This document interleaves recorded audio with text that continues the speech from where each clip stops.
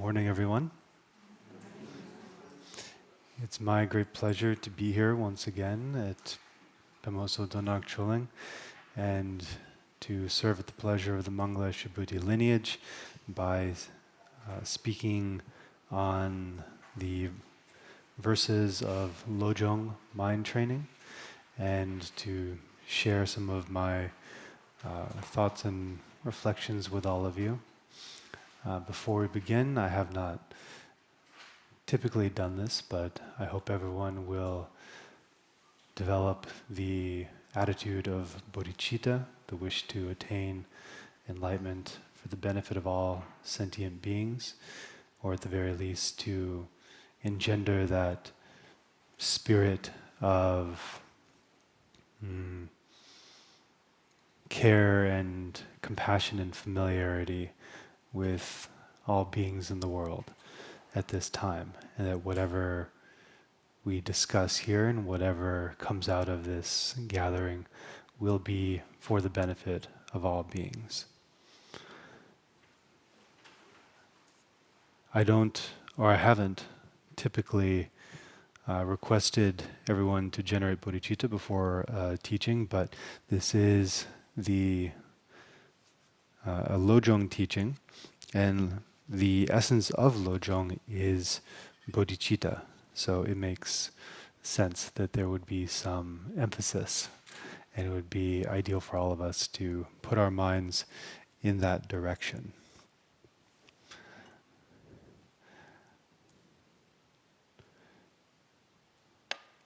I'm very pleased to be here and to see everyone. There's more people here than I anticipated. I was a little concerned that the snow and the ruts, as I've heard a lot about them recently, might have interfered, but I'm very grateful that you were able to make the time to come here. The motivation to go beyond everyday challenges is an essential part of developing a mind training practice. Being a Dharma practitioner in general tends not to be the most convenient path in life, at least not from a conventional perspective. That is perhaps what we will spend the most time doing in our Dharma practice, and that is what Lojong, the teachings on mind training, are most focused on. The essence is bodhicitta, the wish to attain enlightenment for the benefit of all beings, or to extend that care and compassion towards others.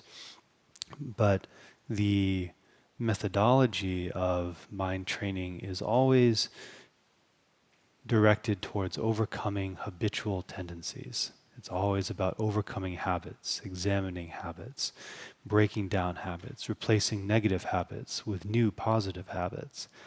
And any system of overcoming habitual tendencies must feel inconvenient and irritating at times. It has to push us beyond our comfort zone, because only then can we really make progress in overcoming habits to begin with. Habits are, by definition, something we default to. And to go beyond our default behavior, there is some additional effort that is required, whether that is to really step out the door on a snowy day, to shovel the driveway or make a long journey, or to do something that is otherwise inconvenient for a specific purpose. And most of the time, hopefully most of the time, we are delaying our ordinary gratification, our comfort, our sacrificing our free time for the sake of something positive. I don't know of anyone who really puts an effort into their life to pursue something negative. It's not as if we put off eating vegetables in order to smoke cigarettes. That's not the goal. It's generally the other way around. We want to overcome the negative habit of smoking and to live a healthier lifestyle, not to accumulate something which we know is negative for us, but is difficult to overcome.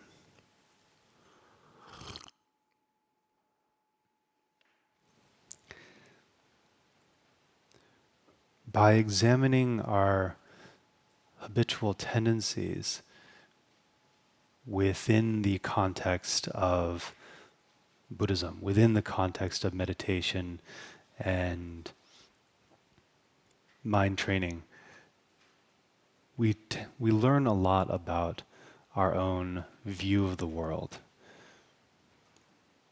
Something like smoking has, over time, been proven to be detrimental to our health.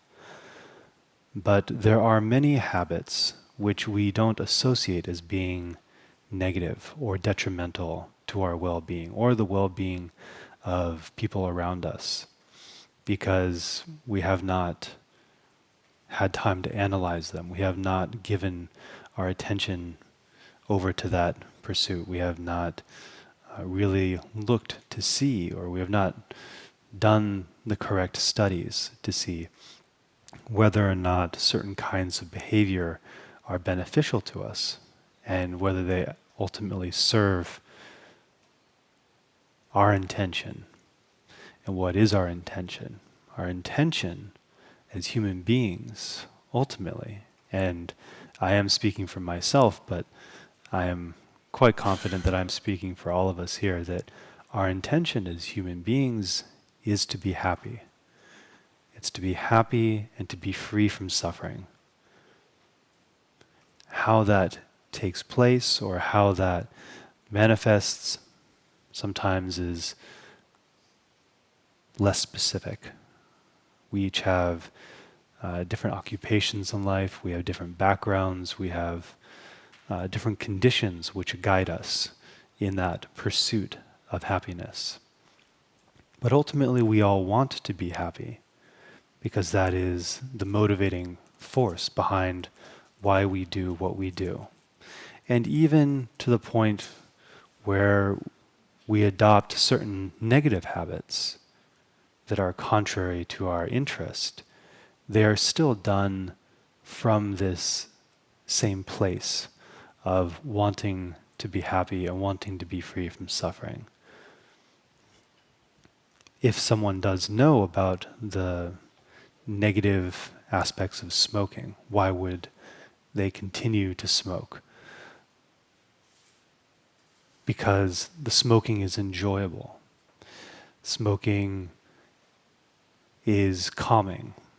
I'm guessing. I haven't actually smoked before. Not cigarettes anyways. It's Vermont, I can say that. I live in Colorado. There's no way anyone has that as an assumption that I've never smoked anything before. So there is a pleasant sensation around smoking, and that sensation, that lift that someone gets from taking in the substance or taking in the smoke, that also is the pursuit of happiness. And it is a short-term gamble, one could say, and it does not pay off very well because it is immediate gratification in the moment versus a great deal of health problems or disease, or maybe not, but most of the time there's a great deal of suffering that comes following that. But it's still in the pursuit of happiness. It's still not wanting to suffer, but we don't always know what will bring the desired result. We don't always know what will yield the results that we want. We are constantly taking small gambles. We are constantly orienting our life in such a way where we take a risk to pursue happiness in one direction and see whether or not it works out. We do this with our health, we do this with our career, we do this with our relationships. We're constantly navigating circumstances, outer circumstances, in order to cultivate the conditions for happiness. Because we have this view that happiness is conditioned. We might forget that from time to time. We might think that happiness is some great ultimate state that we find. It's a destination, and once you arrive at that destination, you never leave that destination. But even in the way we act, even in the way we conduct ourselves in the pursuit of happiness, we can see that happiness is often conditioned. It is always conditioned, actually, because we are accumulating circumstances. We are accumulating the markers of happiness. We are looking for that ideal career, ideal home, ideal partner or spouse, or some ideal set of circumstances. And only when all four walls have been erected, and only when the roof has been put on, and only when the paint is dry on this house of happiness will we finally arrive at that place.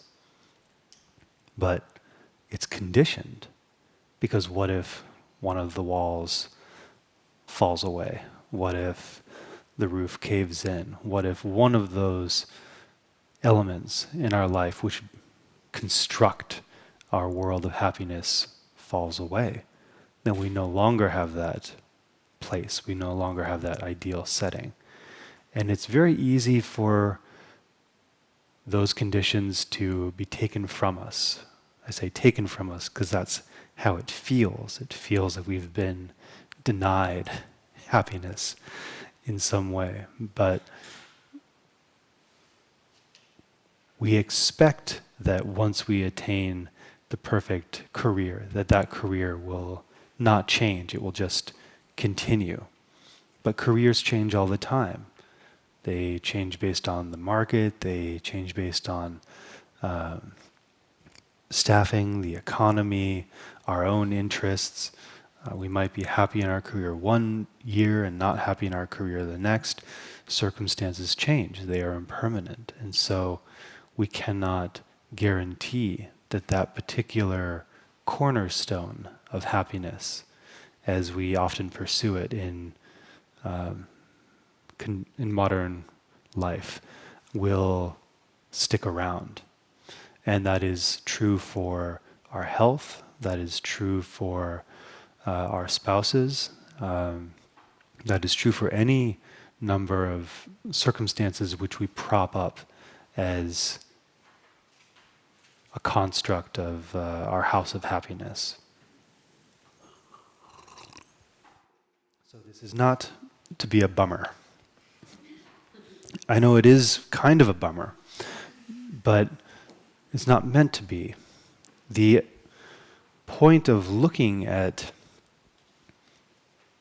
this house of happiness, or perhaps a house of cards in this sense, is that we have made an assumption about where happiness is, and we are investing our time in accumulating all these different conditions, while what we are really looking for is something unconditioned. We are looking for something that lasts.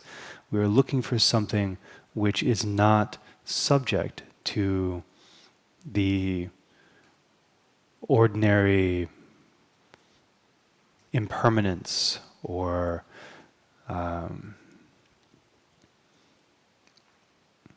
interdependence of the world around us. And that reveals some of our assumptions. It reveals that we are investing our time in the wrong areas.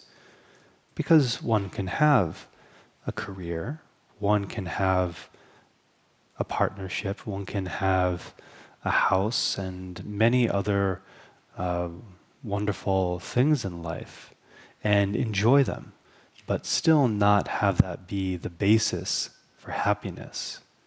These are things that are a part of our life. These are things that can bring us joy. They can uplift our lives. They can add to the quality of our lives, but it is dangerous to base our happiness on these ideas. It's dangerous to create a house of cards as our happy home.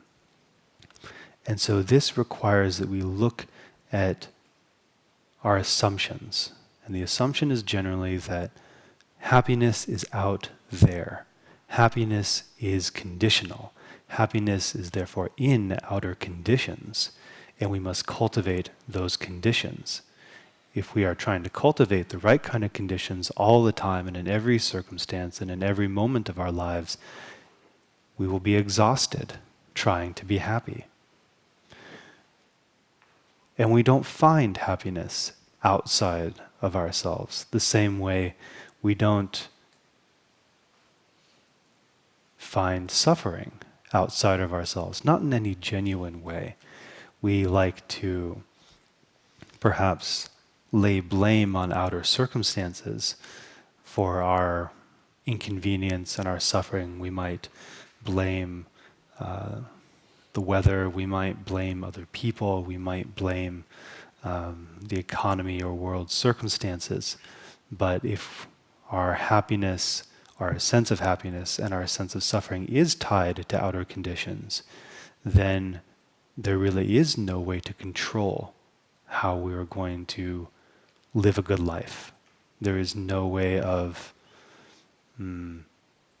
developing agency beyond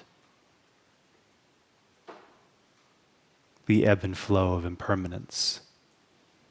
So it doesn't make sense to project happiness or suffering on outer conditions. So then where can we look? Where can we really look for the cause of happiness and the cause of suffering? This is where I like to come back to the very first teachings that were ever given by Buddha Shakyamuni in Sarnath in northern India. And these are the Four Noble Truths. And these are typically the first teachings that anyone is introduced to, and I like to refer to them again and again because they make the foundation for all Buddhist philosophy. They really set the tone for all the teachings that come afterwards. And it is maybe also important to know that prior to the teachings given on the Four Noble Truths, the Buddha and his very first disciples were all trained in recognizing causes and conditions. They were all trained in understanding karma, cause and effect, to a certain degree. It was a very common philosophical principle. And so this training in recognizing cause and conditions and recognizing how we try to create happiness or avoid suffering by cultivating outer conditions, like a bird creating a safe nest, or someone delaying gratification in order to achieve a greater reward later. These were all common ideas to the Buddha and his disciples even before he gave his teachings on the Four Noble Truths. So it's not in the Four Noble Truths, but recognizing cause and effect and recognizing the basis of conditioned existence that was already there. So, the first of the Four Noble Truths is suffering. There's that bummer again. to really look at suffering and what suffering is, we tend to hold on to outer conditions as something that will give me or happiness, or we blame outer conditions as something that inflicts suffering upon me. But when we look closer, when we really examine where is the cause of suffering, is it really inherent within these outer conditions? We don't find it there. Suffering is when we get what we don't want, or we don't get what we do want. Suffering is often related to physical pain. It's related to loss. It's related to not having enough, being impoverished. It's related to having a bad reputation. It's related to being subject to old age, sickness, and death. It's related to many different, seemingly external causes that then happen to us. The Buddha referred to the 8 worldly concerns. We are always preoccupied with having a good reputation, hearing praise. Let's say it's reputation, kind words. What are the next two, the positive ones? Can you remember? Comfort and pleasure, gain and having gain in physical wealth. And then the opposite of those, not wanting criticism or a bad reputation, not wanting to receive criticism or harsh words, not wanting to feel pain or discomfort, and then loss and deprivation. So we're always concerned with these 8 worldly concerns. We're always trying to acquire the first 4 and reject the next 4. We're always caught in a particular cycle of grasping to some things and rejecting others.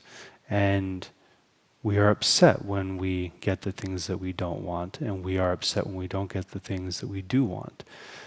We are upset when it happens to us, when it happens to our friends and family. We're upset when our enemies get the things that we want instead of us, or they don't get the things that we want to happen to them, such as they win elections or something like that. And we're constantly preoccupied with these various states. There are 72 different combinations of grasping to these 8 worldly concerns or rejecting them in the context of myself, my friends and my allies, and then my enemies in the past, the present, and the future. So we are constantly orienting our lives in order to meet this impulse to be happy and to avoid suffering. And we are constantly looking towards the outer world in order to accomplish these things. And every single time we are contradicted, there is pain and there is suffering. Now, what is the cause of that suffering?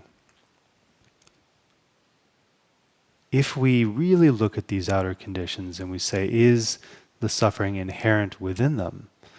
We don't find any dark, malicious substance that's inflicted onto us, so to speak. It's not like suffering is some sticky goo that attaches to us due to circumstances and then harms us. If so, then it would be true for all of us that one particular set of circumstances would always cause suffering. But that is not the case. What is unpleasant for one person can be pleasant for another person. What is ascribed as inherently negative can be enjoyable or positive or a windfall to someone else.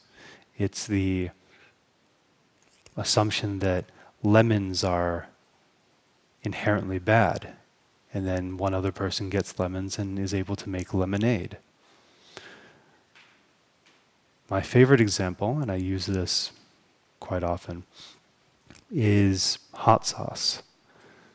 Because hot sauce is not a flavor, or the sensation of spicy is not a flavor. There's sweet, salty, sour, I suppose umami might be a flavor, but spicy itself is not a flavor.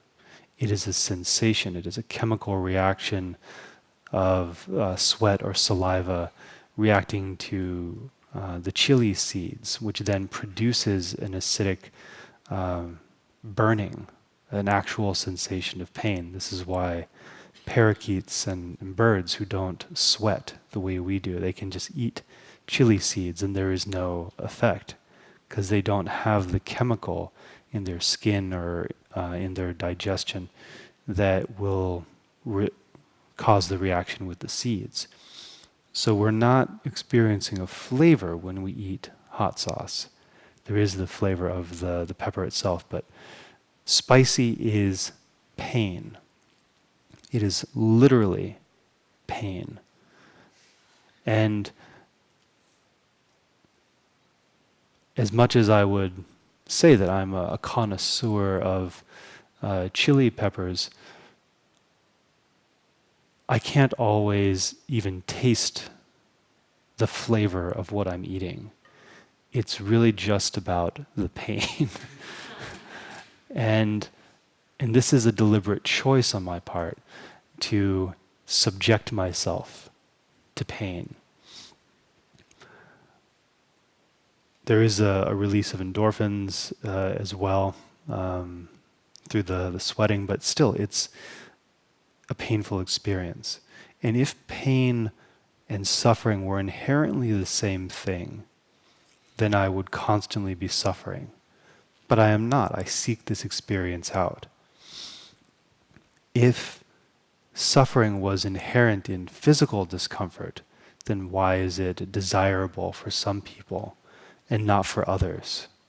I personally would not want to jump out of an airplane and free fall some thousands of feet. That does not sound appealing to me, but it is appealing to some people.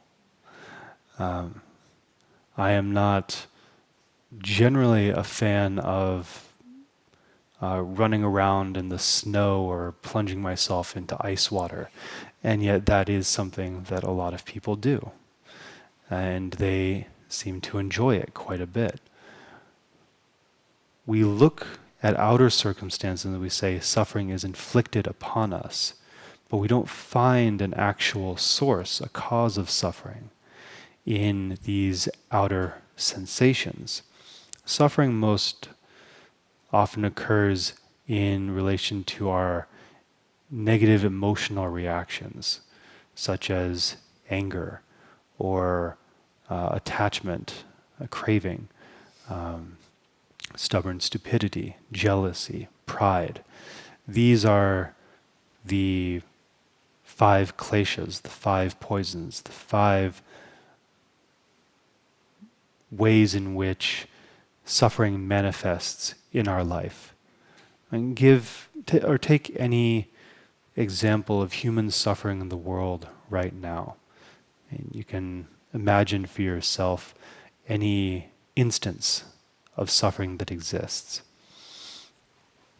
There is most likely some physical component to it. If it has to do with hunger, there is the sensation of being hungry.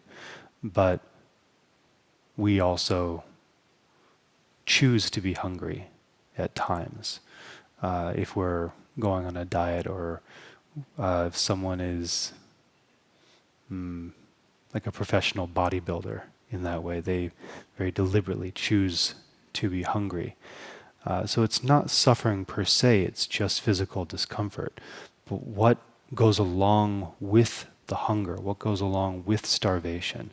It's this intense sense of craving, it's this intense sense of rejection of one's current circumstances and wanting something else, wanting food, wanting nourishment, wanting some kind of abundance. And that's very understandable. And it's not as if the sensation of, again, the sensation of pain is necessarily not a factor here. The hunger is not a factor here.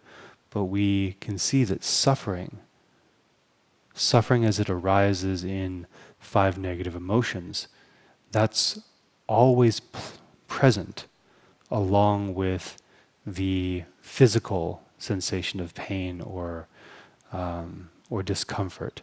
And that's what really marks it as suffering, whereas someone else may actually choose that physical experience and not have this emotional element present. And that's what distinguishes suffering from merely feeling a sensation of hunger or a sensation of pain.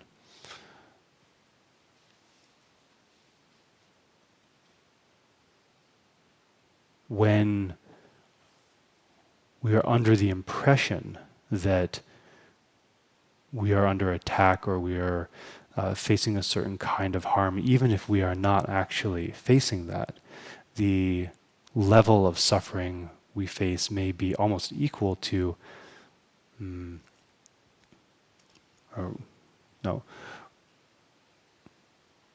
if we think we are facing some kind of persecution, the level of suffering we feel may be equal to actually facing persecution, whether it is imagined or not. Have you ever seen, this might be problematic for some people, have you ever seen these YouTube videos of a parent pretending to bonk their baby into a door frame? It sounds a little weird, right?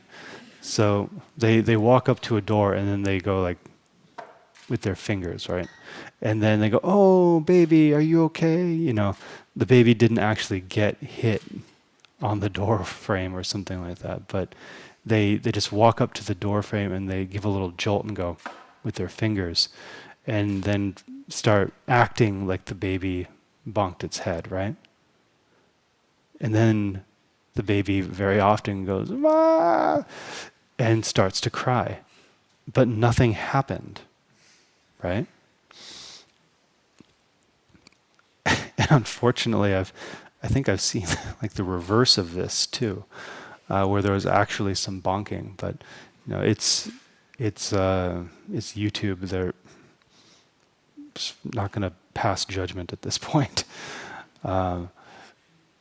But it does show that if we think we're being persecuted, if we think something has happened to us, whether something has actually happened to us or not, it's really in our mind. It's our emotional response. It's our mental and emotional reactions to life that constitute suffering more than the physical sensations themselves. It's our responding to the world rather than what is in the world. It is the way in which we react to the world that determines whether there is suffering or happiness in our life. And this is true for babies on YouTube, but this is also true for adults as well. For instance, I don't know how many of you have one of those friends that likes to say, "Think fast," and throw a fake spider at your face, or something like that. For my friends, that person is me. And some of them handle it quite well, but some of them don't respond very well. And it's not an actual spider. I wouldn't do that to a spider. But the reaction is almost the same. It's this immediate panic and rejection of circumstances. And so whether or not there is a spider, poisonous or otherwise, in their vicinity, there is shock, there is rejection, there is this immediate arising of one of the 5 negative emotions. Rejection is always, anger is always a form of rejection. Grasping and craving and attachment, this is always a form of grasping. And stubborn stupidity is somewhat, it can be a bit of both. It's grasping to current circumstances and rejecting any kind of change or external input. And jealousy and pride are also combinations of grasping and rejecting as well. For instance, pride is grasping to oneself and rejecting maybe others, and jealousy is grasping at others and perhaps rejecting oneself, or even simultaneously grasping and rejecting to different parts of other people. So any kind of suffering we can imagine in the world, we can trace back to these 5 negative emotions. And it is helpful to do so because all negative emotions, whether it's categorized in these 5 ways or however you want to categorize it, through just fear and rejection and craving in general, all negative emotions have the same source. They have the same cause. And that cause is attachment to the sense of self. It is a deep and neurotic cherishing and protecting of the ego. Now, immediately, this might play that internal string that goes twang, and you feel the ego, you feel a little tension immediately in thinking that all suffering arises from the self or myself. There's immediately some little agitation that can arise there. And that, again, is proof that all negative emotions must be related to our sense of self. It must be related to this sense of I, mine, and my own self-importance. Because without this sense of self, without a sense of self-importance, there is no longer a basis for any of the 5 negative emotions. How can someone feel attachment if there is no sense of self that craves? All craving is in the context of I and mine. I want this. I must have this. This must be this way that I want. You cannot have aggression without the sense of self that polarizes the relationship dynamic of self and other. Anything that is mine is me. Anything that is extraneous is other. And so I reject that other. So aggression must always be in relationship to the sense of self. Even self-aggression must be in relationship to the sense of self. Pushing away parts of oneself that one does not want, that one identifies with but does not want to be part of oneself. So even self-aggression is related to self. So all attachment, all aggression, stubborn stupidity as well, this kind of self-satisfaction that does not wish to move, does not wish to change, does not wish to listen. This is also based on the sense of self.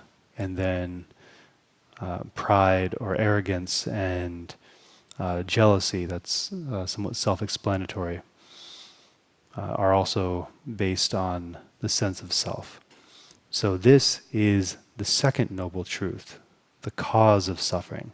There is suffering, which is all these different relationship dynamics with the 8 worldly concerns being condensed down to the 5 negative emotions, and then the cause of the 5 negative emotions, the cause of suffering, is the sense of self, self-importance.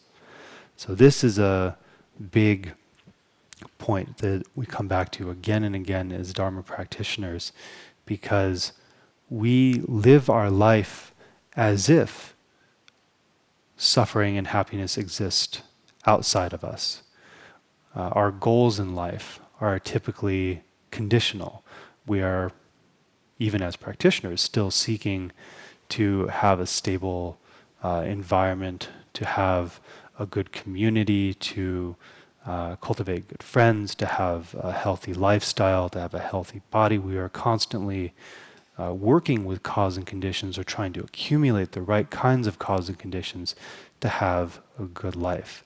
And then if we're not a Dharma practitioner, we are once again focused on our career, on our relationships, on what we have, on what our reputation is like, how people interact with us, and if we're hearing nice things or we're hearing criticism, and so on. We are caught up in the 8 worldly concerns. So on a practical level, we are always engaged with circumstances.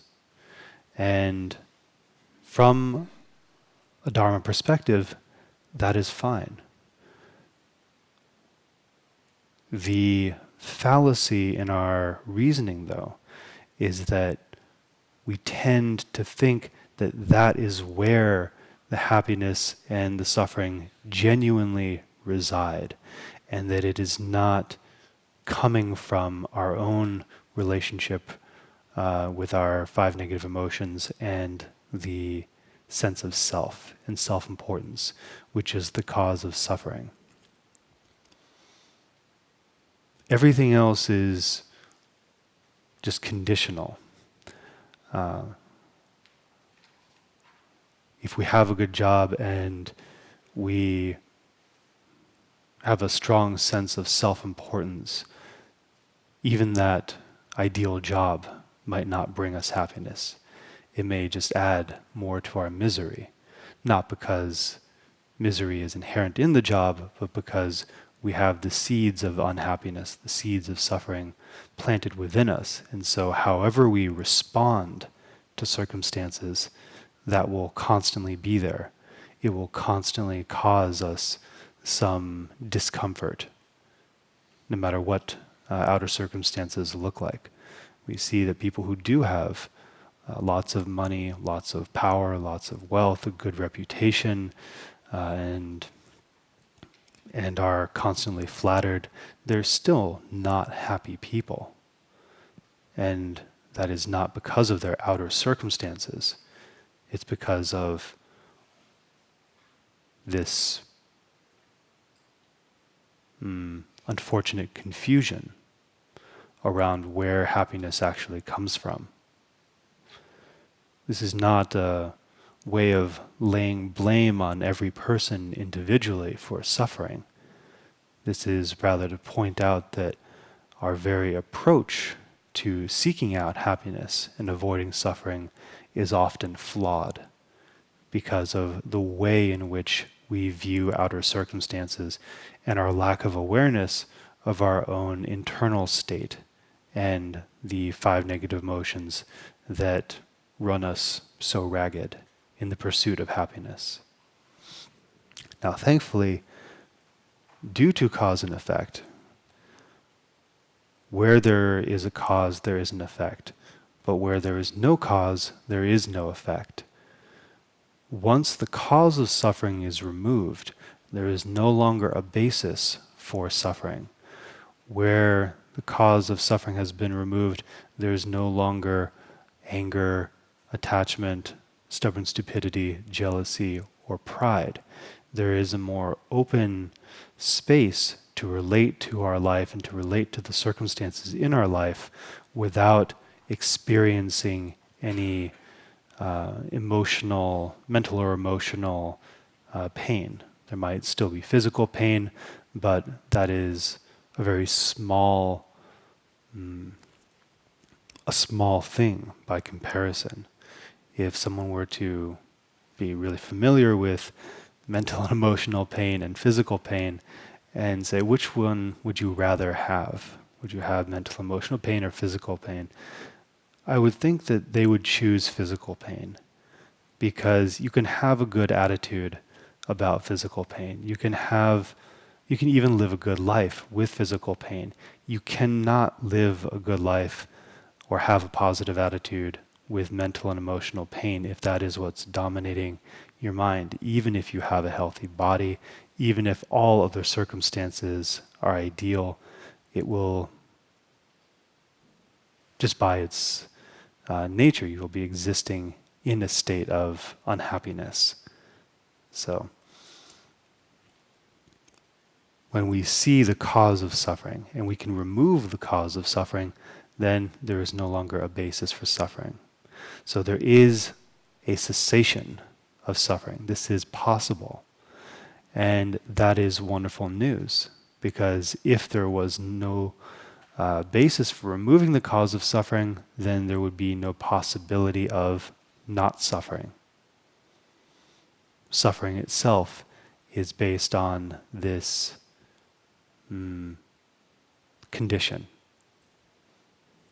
of self-importance, whether self-importance and ego attachment is there or whether it is not there. So how can we remove that cause of suffering? How can we mitigate self-importance? The way in which we mitigate self-importance is to extend our care and concern that we usually reserve for ourselves towards others, to develop altruism, to develop loving kindness, compassion, sympathetic joy, and equanimity. In short, this is where all Dharma practice comes from. All Dharma practice falls under the category of the path of the cessation of suffering. All Dharma practice must be oriented towards letting go of the cause of suffering. Now, even within the Lojong text, there are a few verses to that effect.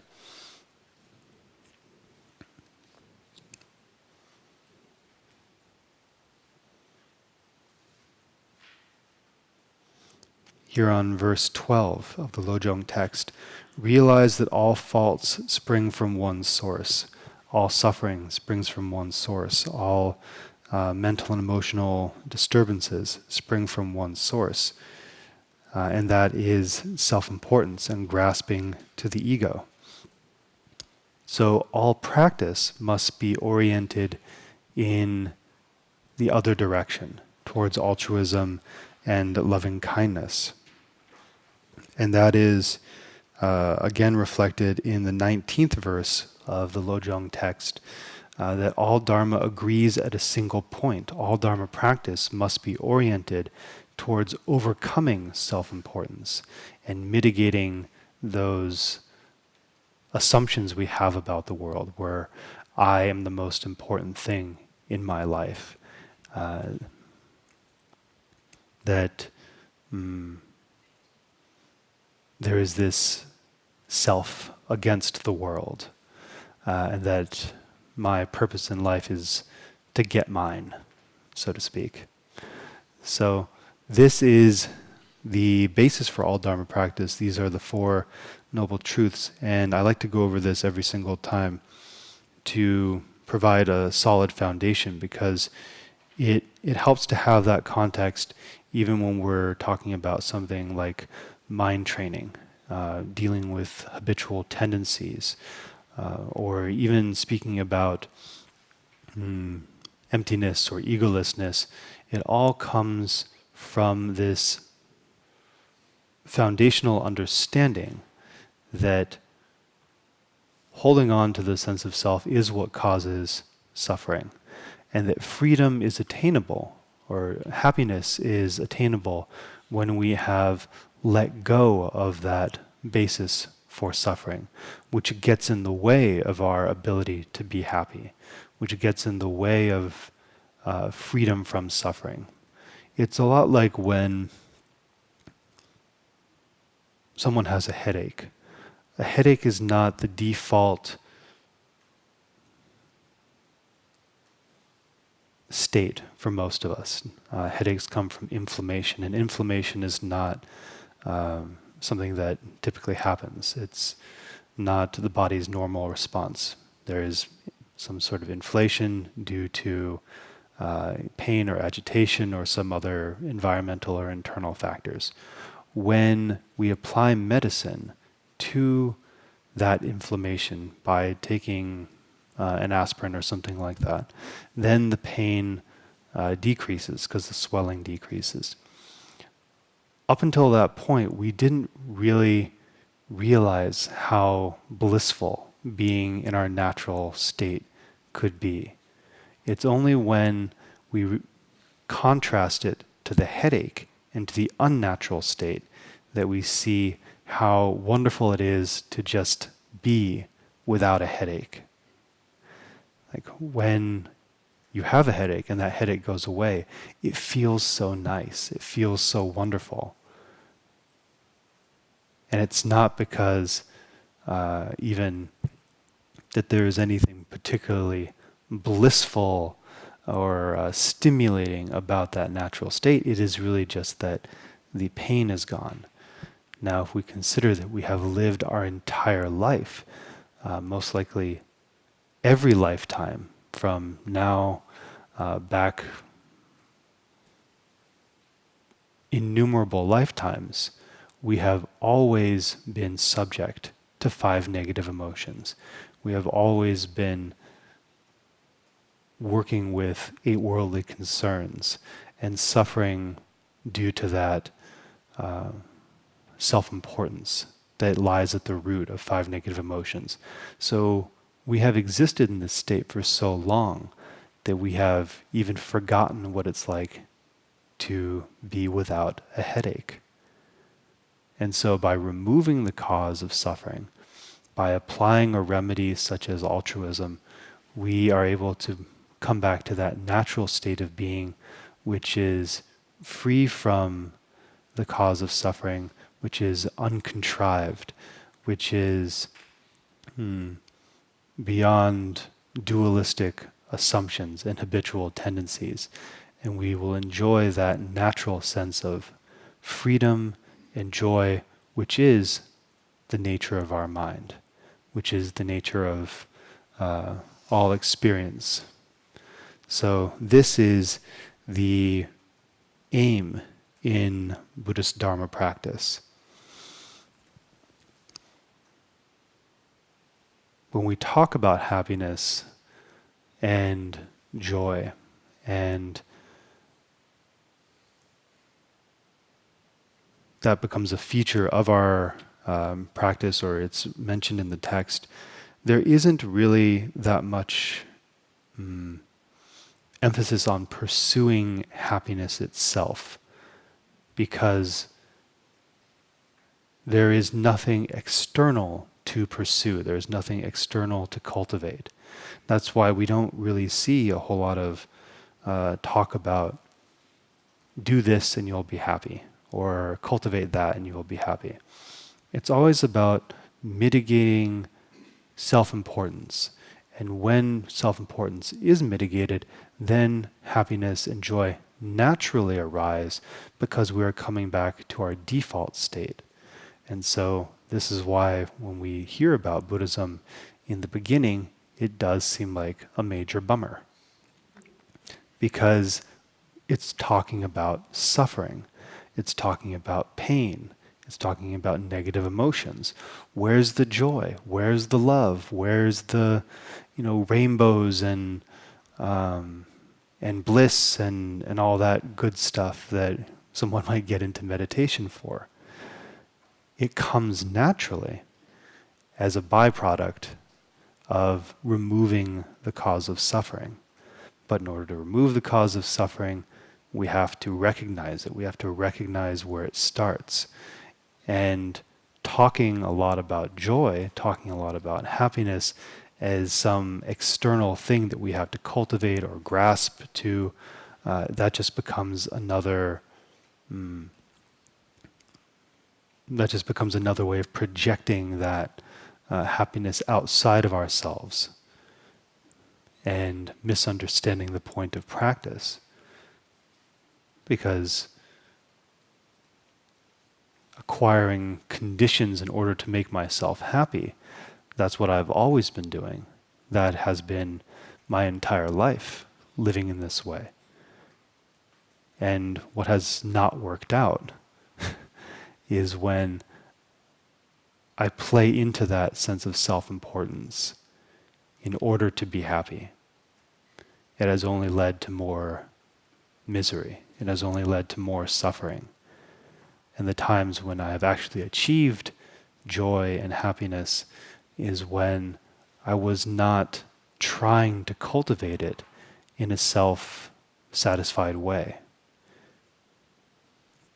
There are temporary high points when I have perhaps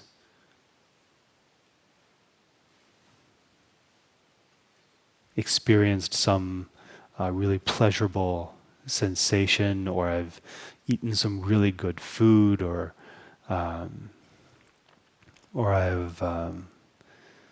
just had a really pleasant experience. But this is not necessarily the kind of happiness I've been looking for, because it is impermanent, it is temporary, and it is always contrasted by its absence.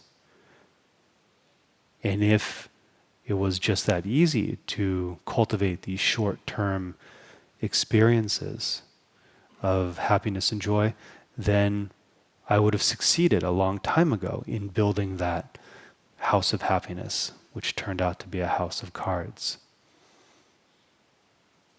It's because things are impermanent that they function, and yet we want things to function while at the same time staying permanent for our benefit.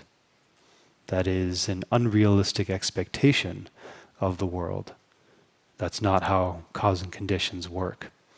So, between cultivating outer conditions and cultivating inner conditions being my own sense of freedom from 5 negative emotions and self-importance, it's much more attainable to cultivate inner conditions, to overcome negative habits, rather than acquire wealth or reputation or assets in that external sense. So here, I want to jump into the text, and I want to draw on one particular verse, which one is this? One particular verse which I think it's not often mentioned because it's a little more complex, but it does summarize how Dharma practice can benefit us in almost every circumstance. It summarizes a lot of the elements which each Dharma practice contains, whether one is doing preliminary practices like Nundro practice, or whether one is developing mindfulness practice, or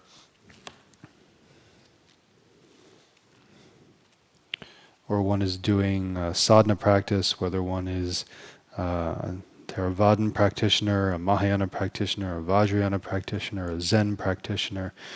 It does contain a lot of the same elements. Oh, it's 17. So verse 17. And this is in the fourth point of mind training. And this is an explanation of the practices as a way of life. So practice, Dharma practice does have to be a way of life. It can't just be a hobby. It can't just be a temporary patch on our day-to-day routine.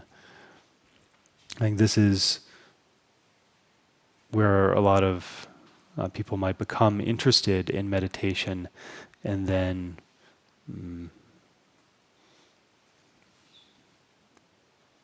I suppose fail to maintain the practice or to go beyond just the sitting and breathing and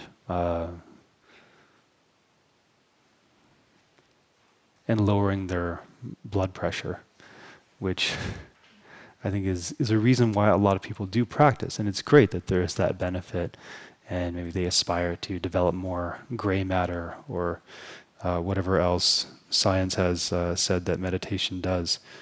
But if you're just looking at it in that particular view as like taking a supplement or an occasional hobby just for sometimes here and there, and it's not really integrated with life and it's not being applied to other areas and it's just sectioned off. It's too niche to be included in the rest of your life, then these benefits really don't come through. It just remains as a health exercise, as a breathing exercise, and there's no transformation that takes place. There's no rooting out negative habits. There's no adoption of positive habits. So practice does have to be a way of life. And even for those of us who have been meditating for a really long time and doing formal practice, again, this is a subtle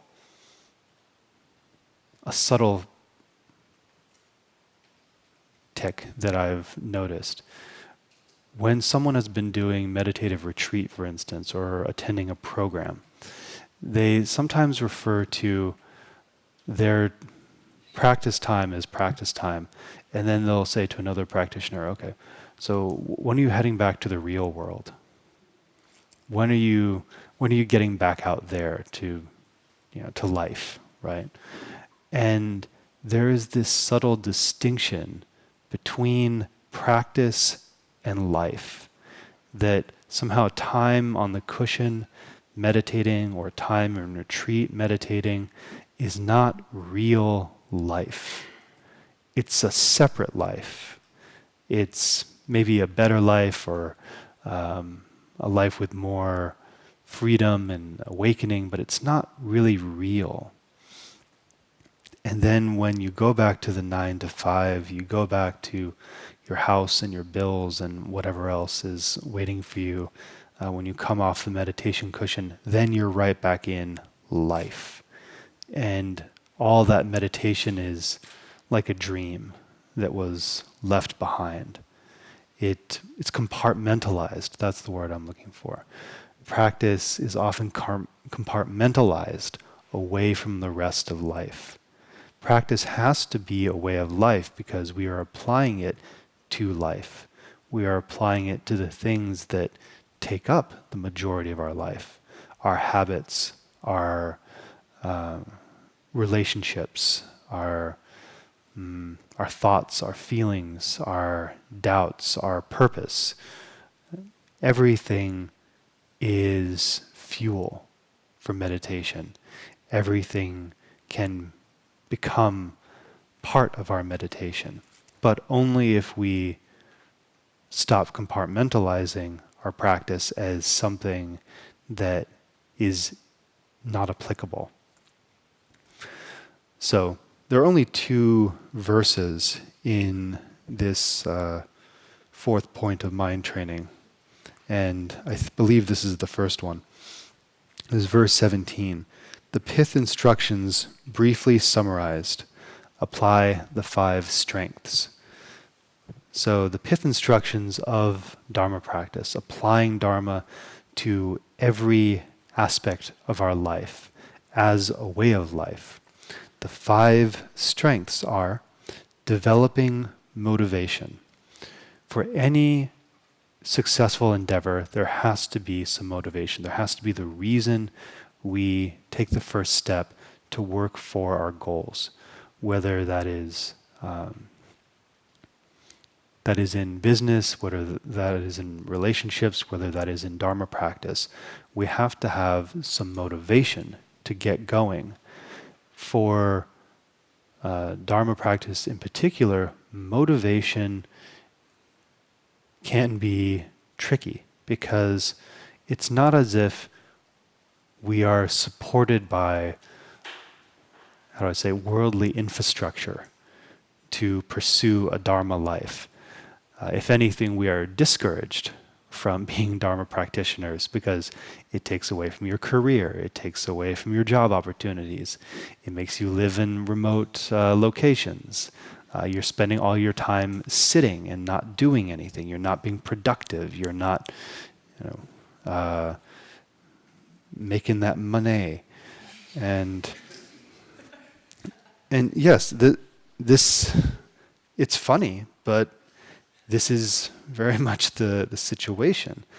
How many of us have sat down on a meditation cushion and thought, "Oh, I could be more productive if I, just got back on the computer and finished that one thing," or "Oh, I could be doing my taxes right now," or "Oh, I have an amazing opportunity for I have an amazing idea for a small business."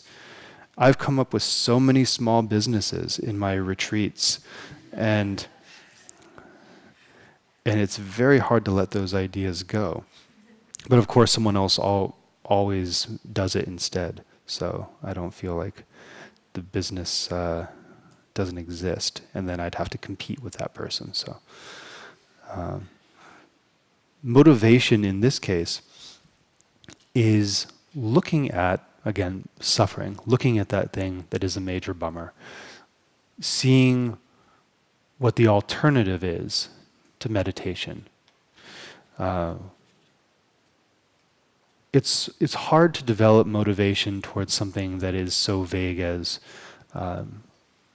attaining enlightenment, because we have some idea what it's like to be free from suffering. We have some idea what it's like to be happy, but at the same time, we have not invested so many lifetimes in being a practitioner. We don't live in a culture where Dharma practice is normal or where there's a monastic system in place. In Bhutan, this is an entirely different story. I was just coming back from Bhutan last month, and Dharma practice is so ubiquitous and so respected that it is almost ingrained in every citizen of Bhutan that at some point they would like to meditate. At some point they would really like to do this. They are just waiting for that time to sit down and do their practice, or they are doing their practice. They're sneaking it in small hours of the day. And it's because it's part of their culture. It's part of, it's being supported by the culture. But here we don't have that. Here we have to really develop some motivation, tsunju, some strong determination. And we can do that by reflecting on the Four Noble Truths, by reflecting on suffering and the cause of suffering, and the cessation of suffering and the path of cessation. We develop that by seeing what it's like if we don't work with our mind, if we do continue with this attitude or misperception that suffering is outside of us or happiness is outside of us. And even if we've looked and even if we know better than to think it's out there somewhere, and we know that it's workable from our own internal life and our own internal circumstances, if we still don't have motivation, then we really need to look at that particular stubbornness that exists there. Because that is where stubborn stupidity often exists. This somehow just refusal to take the step. Refusal because it's too something. There isn't even a good word. It's too hard. No, it's not really too hard. It's too inconvenient. Well, it's not really that inconvenient. It's just too something. There's a resistance to letting go of the sense of, or the self-importance. And that is really where the crux of this is. It's hard to let go of self-importance. It's really hard to extend kindness in all circumstances, to develop equanimity, and to be compassionate towards all beings, and not to play favorites, or not to have some sort of discrimination in how we extend altruism to other beings. It's quite difficult to let go of my free time, or I just want to relax. I've had a long day and I don't want to think about suffering. I don't want to think about, extending care to others. Like, I like the idea and it's a good thing, but I just don't want to focus on it right now. I have too much going on in my mind, That's where we need determination. That's where we need to really reflect. If I continue living like this, if I continue making excuses like this, what's the result going to be? And this is not meant to guilt anyone into being a practitioner. This is not meant to guilt anyone into Dharma practice. This is a matter of developing motivation. This is, if you want something and you want it intellectually or on any other level, and you still can't fire up the motivation to get going, because motivation is an important part of getting anything underway, then you have to look at the conditions. You have to look at the circumstances and say, am I going to achieve what I want to achieve? And what's the alternative if I don't achieve it?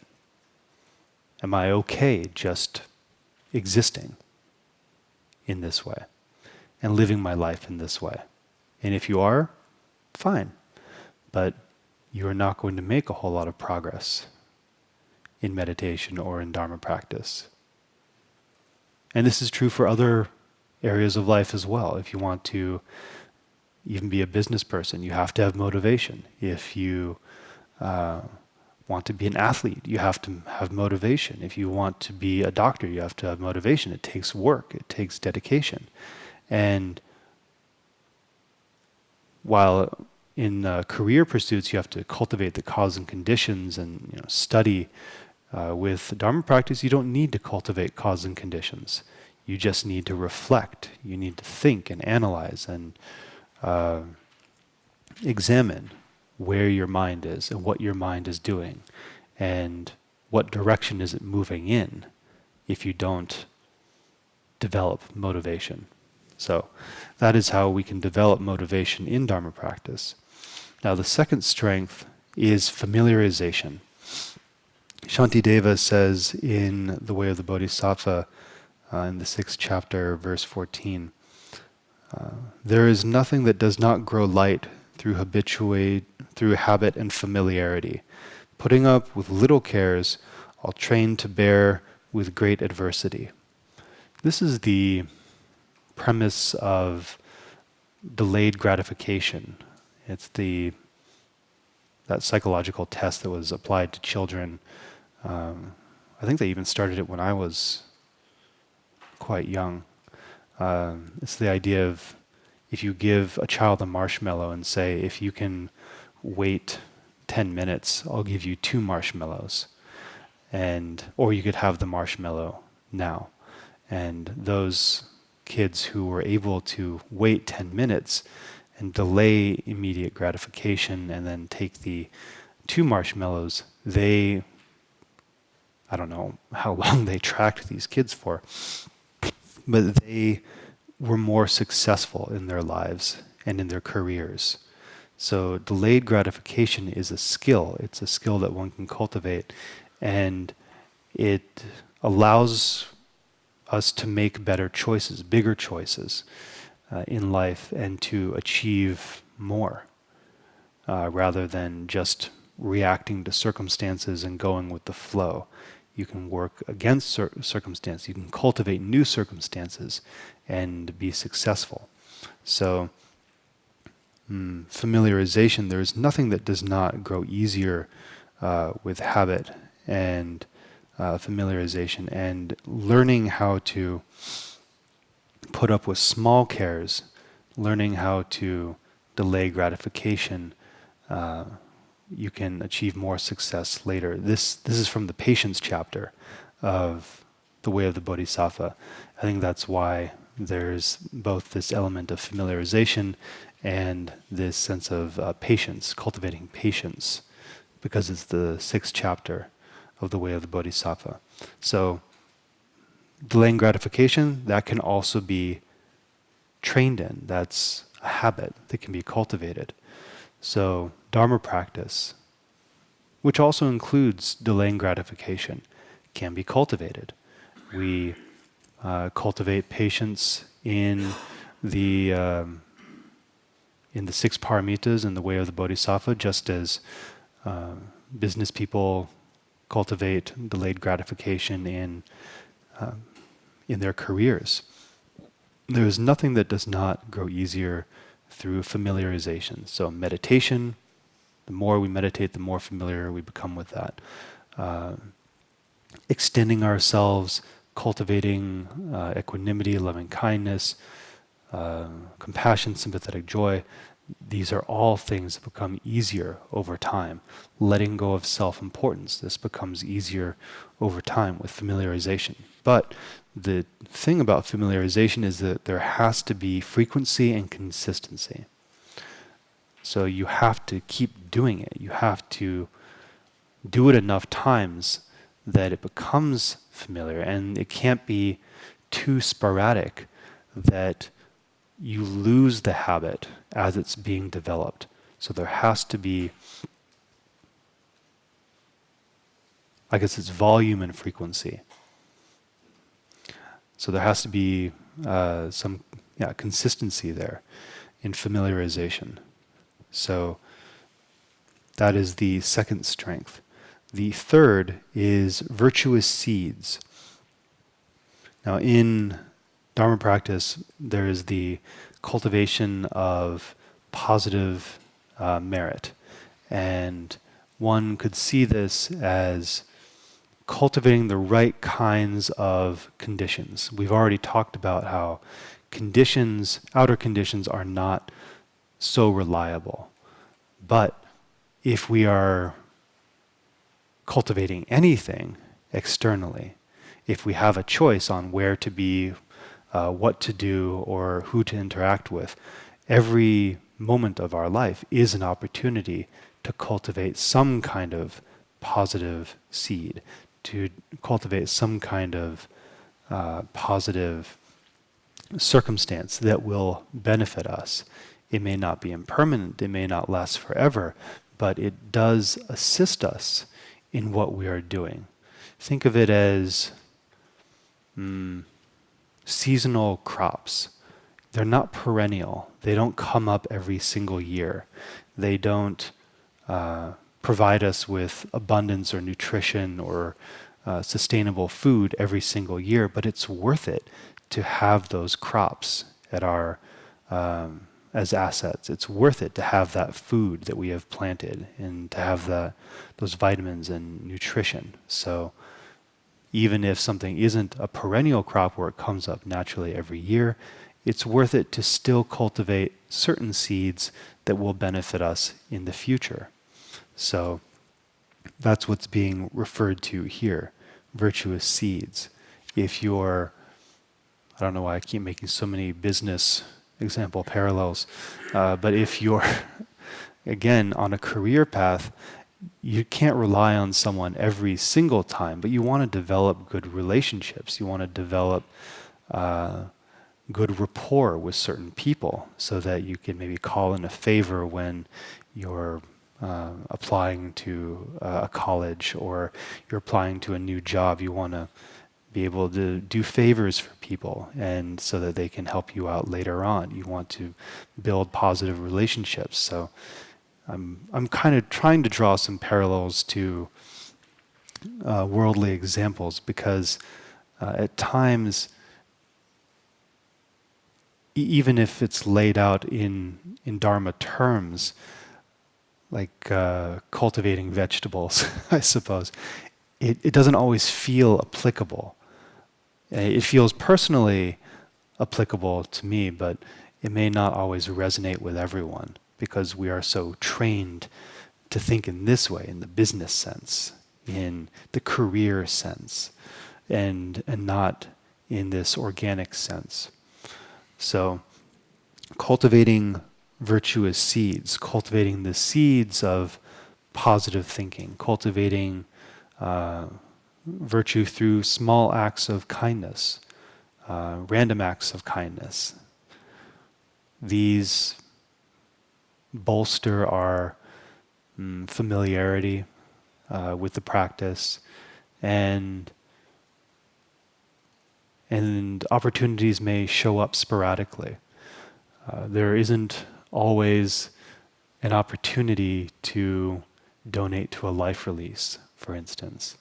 So every now and then, when there is a life release, we can donate, and that will create some virtue for us in the future, and hopefully that virtue will come back to us in one form or another down the line. We don't always know when, but it will be welcome when it is received, if we continue on with this intention. So there is the cultivation of virtuous seeds. And then there is remorse. So back to the bummer. There is remorse. We have to know what we're giving up. We have to know that even as we're moving north, we want to avoid moving south, right? It's the opposite direction of where we want to go.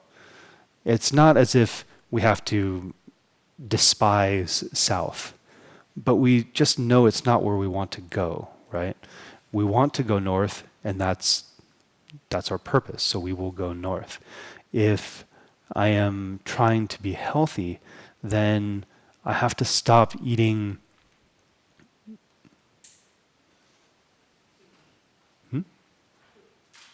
I heard some word. Cake. We have to stop eating cake. Actually, No, it was Marie Antoinette, wasn't it? Let them eat cake. They have no money for bread, so let them eat cake. We have to stop eating cake. And I don't like to be too extreme about food and dieting, but yeah, cake's a pretty solid example. If you want to be healthy, you've got to cut out the cake to a reasonable degree. So there has to be remorse of cake. You have to say, I have eaten cake in the past. It didn't really help. It didn't help what I was trying to do. It may have made me feel better. It may have been pleasant at the time. It was someone's birthday. I couldn't help it. But you have to recognize what has not worked. Because if you don't recognize what doesn't work, then you will constantly sabotage yourself along the way.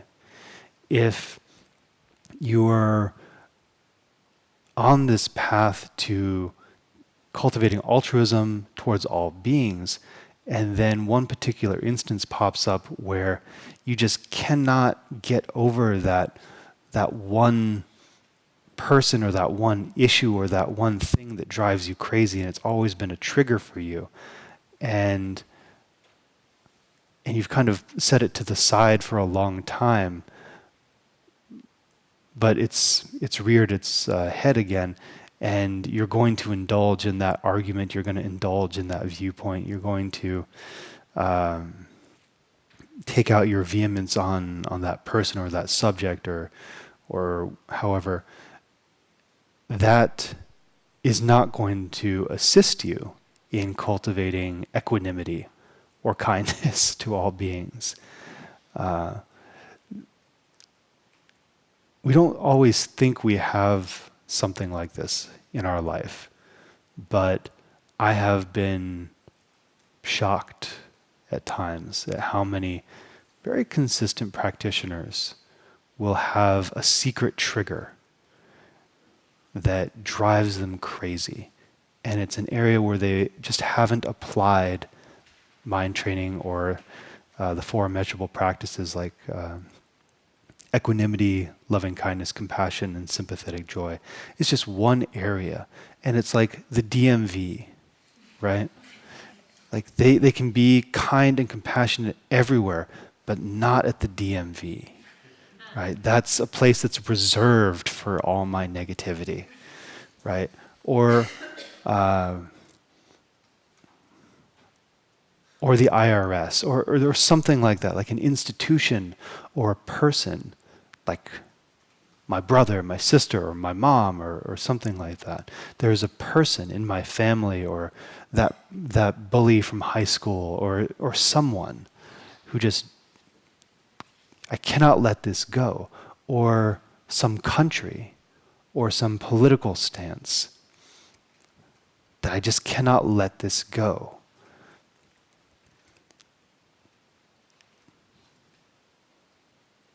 Gerrymandering. I don't know. Like I can have compassion in so many regards, but then when it comes to gerrymandering and everyone associated with it, I just cannot apply practice in any way, shape, or form. This happens. And we do have to recognize that and develop some remorse. It's not helping us in this path. We have to recognize what does not help us. And we cannot hold that back. We cannot hide it away so that it just pops up later. If we know something is not working, then we have to leave it behind. It doesn't mean we have to leave everything behind all at once. Again, in the Lojong text, it says here,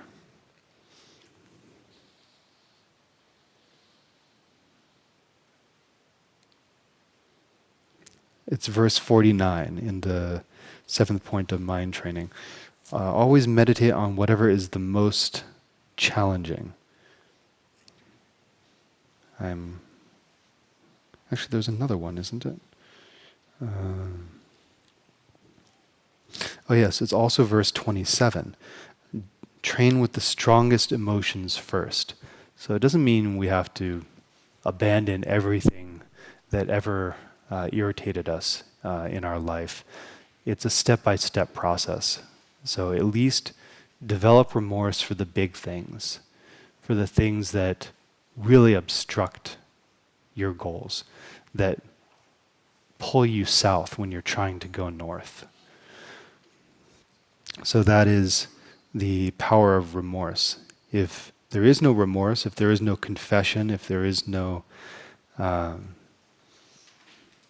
recognition there, then we will constantly undermine ourselves. And then aspiration. There's motivation to get started, but then there's aspiration to actually get to your goal, to not just push you, but also pull you towards your goal. Aspiration, not just to get by, but to really succeed, to enjoy, to appreciate and experience how you are moving along, to continuously relish the change which is taking place. Otherwise, just motivating from a place of self-reflection on suffering, that can be a bit intense. It's not entirely healthy to only focus on suffering and then to become a practitioner based on suffering alone. It's also important to recognize that there is freedom, that there is openness and happiness and liberation down the line as well. So not just to be motivated because you have seen suffering or because you recognize that there is a great deal of suffering in your current circumstances, but to really aspire for something. It takes more than being pushed from a place of where you don't want to go. You also need to be pulled to where you do want to go. Your magnetic compass does need to take you north, not just because you're trying to avoid south in that sense. So there has to be aspiration. So this has been a very long explanation of the 5 strengths, but consider any project you wish to accomplish in your life. You need motivation, you need familiarization, you need to cultivate some circumstances, in this case virtuous seeds, you need remorse, and you need aspiration. Now this is also a feature of every single Dharma practice. This is the path to liberation. This is the path to the cessation of suffering. Every practice contains some element of these 5 strengths. If you think of, and some are emphasized more than others. If you think of Vajrasattva practice, there is both motivation in reflecting on the suffering of samsara. There is familiarization in the recitation of the mantra and doing the practice over and over. Reciting the 100-syllable mantra again and again. There are virtuous seeds being planted there, just even in the recitation of the mantra, and extending that aspiration, or in the recitation of the mantra and the visualization which takes place in making offerings to other beings. Then there is the sense of remorse, and that is the key element of Vajrasattva practice, is the confession practice, to move away from what has been a millstone around one's neck. And then finally aspiration, to really merge one's mind and attention with that of the deity, to see that perspective, to achieve the view of enlightened Vajrasattva, who is a manifestation of all the Buddhas of the 3 times. So just in that one practice, we can see how the 5 strengths are present there.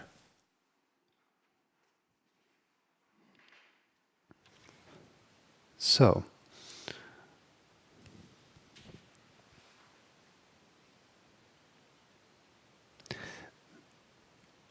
I suppose all of what I have said so far is setting a basis for the Lojong text itself. I'm drawing from the verses a little bit, but this is to show how any kind of pursuit of happiness, any goal-based journey, particularly in a spiritual sense, must come from a place of strong motivation and understanding why it is we do what we do. And in the case of a meditator, why do we meditate? We meditate not just because it lowers our blood pressure, but because it is a way of life that sustains us and uplifts us beyond the ordinary suffering of samsara, beyond the rush to cultivate causes and conditions according to the 8 worldly concerns. It is important to have that foundation to make this conscious decision to change one's life. If we don't have this foundation, it's quite difficult to pursue happiness in a reasonable way. It's quite easy to undermine ourselves by compartmentalizing our practice as something other than the way we live, just as that not extracurricular activity. I suppose if you're in college, then it is extracurricular, but just that extra thing, that hobby, that activity that's not really a part of your life. It's the thing you do before you get back to the real world. So, yeah, I wanted to lay out some of the foundation this way before really getting into the text and talking about the determination to be happy and how that is achievable through mind training. I think we have 20 minutes left. Does anyone have any questions on this so far? Yes. Can you just speak a little bit more about familiarization? Because sometimes, and I have my own tricks, but perhaps you can speak to this, that, you know, in my practice, sometimes things become so rote or I'm memorized that and I'm speaking the Tibetan all the time, then I have to go back and I'm like, oh yeah, I should go back and read the English again, or refamiliarize myself with things. And then sometimes they feel like they don't have, I mean, it is the nature of the practice where certain parts of the practice have deeper meaning than other times in certain areas. But the areas where I sometimes feel like, oh, I know that, or I'm there, or it becomes so much a part of the practice that I'm doing things, then I have to sort of bring it into my consciousness to refamiliarize myself with things sometimes to keep my interest in it also. I wonder if you can speak to that just generally. It's a really good question.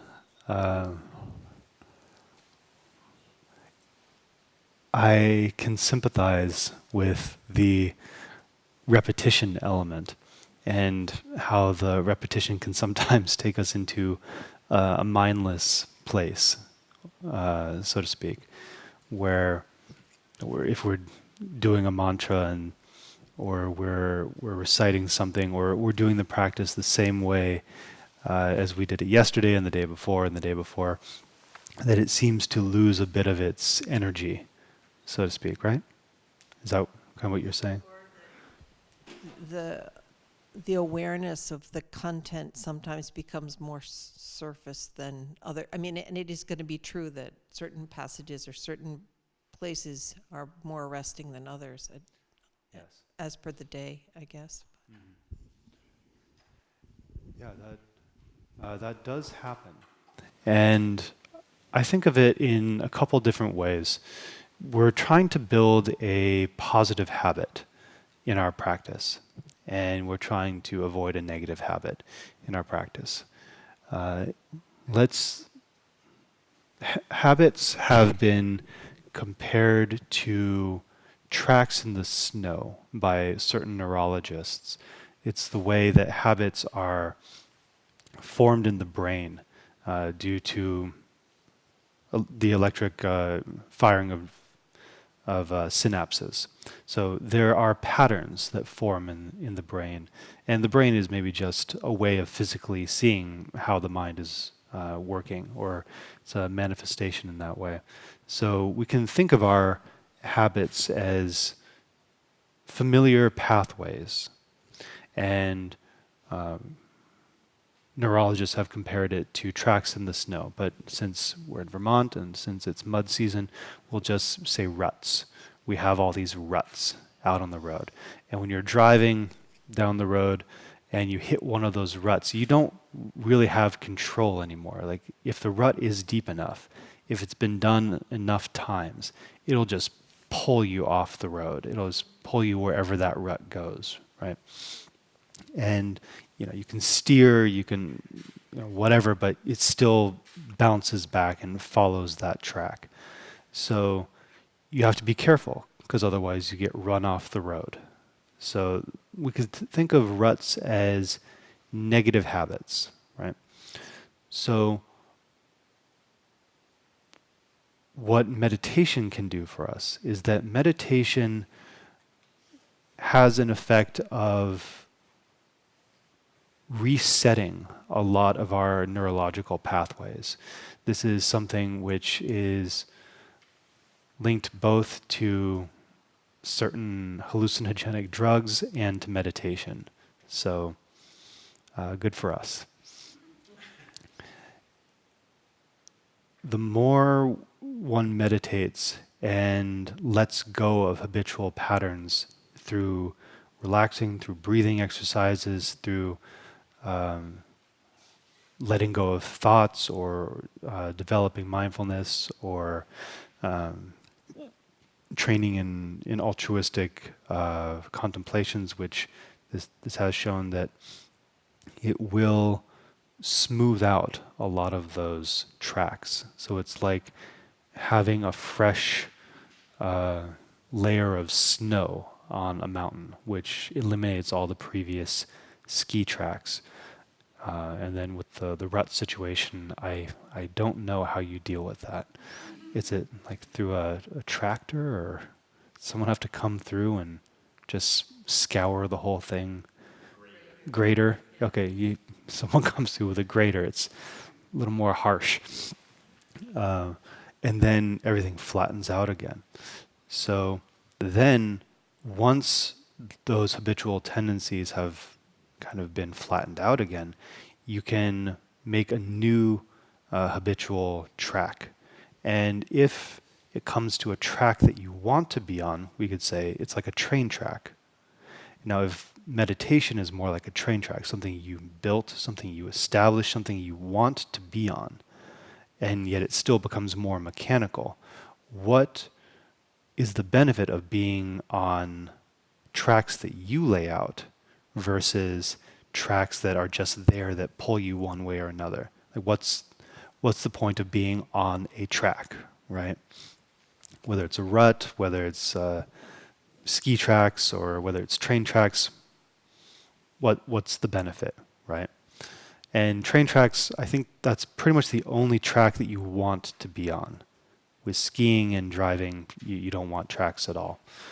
The benefit of being on tracks for a train is that you can really open up the engine. You can really take it farther and faster than you would normally.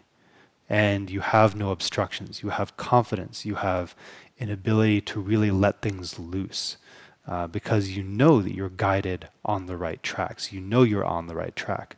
So if you are driving your train as if you were driving your car through the back roads in Vermont, and you're driving in a very kind of cautious and slow and deliberate way, then you might not really feel the benefit of the familiarity.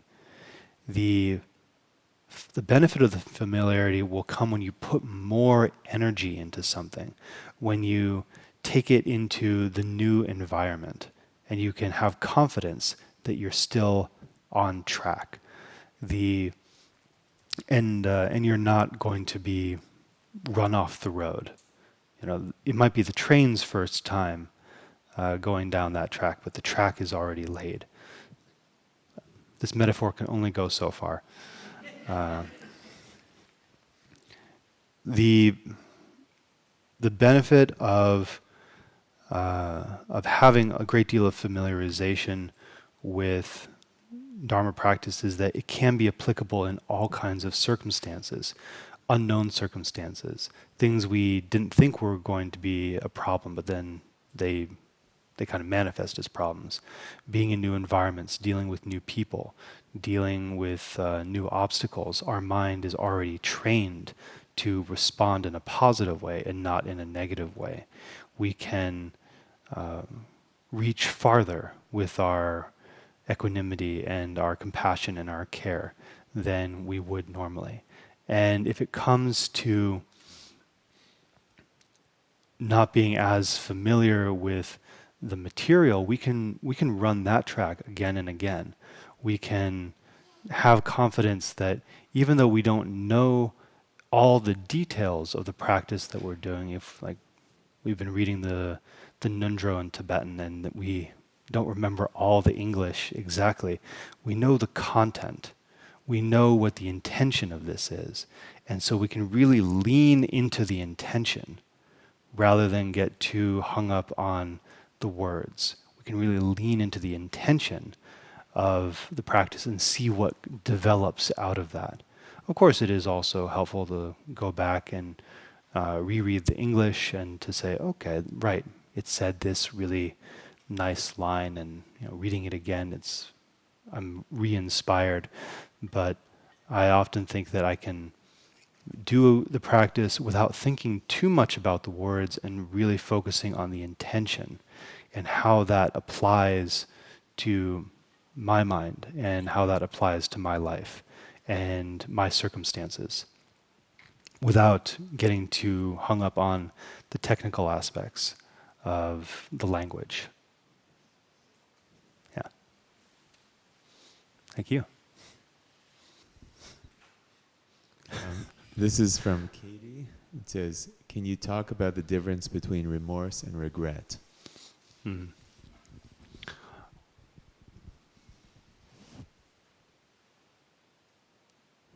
Yep. So I think remorse is it is the same as regret. But maybe just to clarify, it is not guilt. That's the big distinction that we hold with the practice of regret, is that it is not the same thing as guilt. I don't have a dictionary on hand, but I'm fairly certain that remorse is more akin to regret than it is to guilt. And if it is more like guilt, then we should just dispense with that word. The remorse is, as I understand it, more about regretting those past actions that have yielded negative results, and from that we can develop a strong determination not to do those things again and to move on. Guilt doesn't really allow a person to move on. Guilt kind of hangs on with you and holds you back in the name of somehow trying to solve an unsolvable past. Because we can certainly make amends in the future and we can change our behavior, but there is this sense of always wistfully wishing to go back and undo things or redo things, but time only moves in one direction. So it's not reasonable to assume that we can do that or even to expect that of ourselves, but always to put our best foot forward. So guilt doesn't really serve any great purpose, and it typically just becomes an ornament for self-importance or self-aggression, and still an ornament for self-importance. It's another characteristic or defining feature by which the sense of self is or is not something in our mind's eye, or it needs to be indulged, or it needs to be addressed, or it needs to be focused on. So self-importance doesn't necessarily care what kind of attention it's getting as long as it's getting the attention. And that neurotic aspect is where a lot of the negative emotions come from. Whether that ultimately manifests as aggression or attachment towards other people or towards oneself, self-importance is still getting the attention, and that's why it is the cause of suffering. So we don't want to get caught in a cycle of guilt because that serves self-importance and does not serve our intention. Remorse and regret, I think, are akin to each other in that there is no immediate connotation of guilt. It is simply recognizing what is negative, and in doing so, one can then move towards what is positive with that recognition. Is this Katie back? Just Katie. Okay.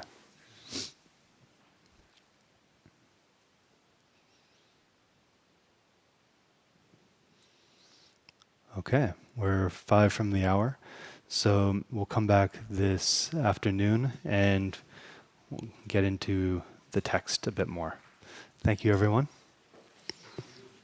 By this merit may all obtain omniscience, may defeat the enemy of wrongdoing, from the stormy waves of birth, old age, sickness, and death, from the ocean of samsara, may I free all beings, emulating the hero Manjushri, Samantabhadra, and all those with knowledge. I, too, make a perfect dedication of all actions that are positive, emulating the hero Manjushri, Samantabhadra, and all those with knowledge.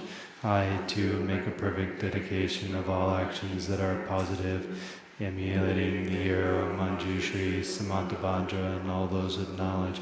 I, too, make a perfect dedication of all actions that are positive. May bodhicitta, precious and sublime, arise where it has not yet come to be, and where it has arisen, may it never fail, but grow and flourish ever more and more. May bodhicitta, precious and sublime, arise where it has not yet come to be, and where it has arisen, may it never fail, but grow and flourish ever more and more. May bodhicitta, precious and sublime, arise where it has not yet come to be, and where it has arisen, may it never fail, but grow and flourish ever more and more. Thank you.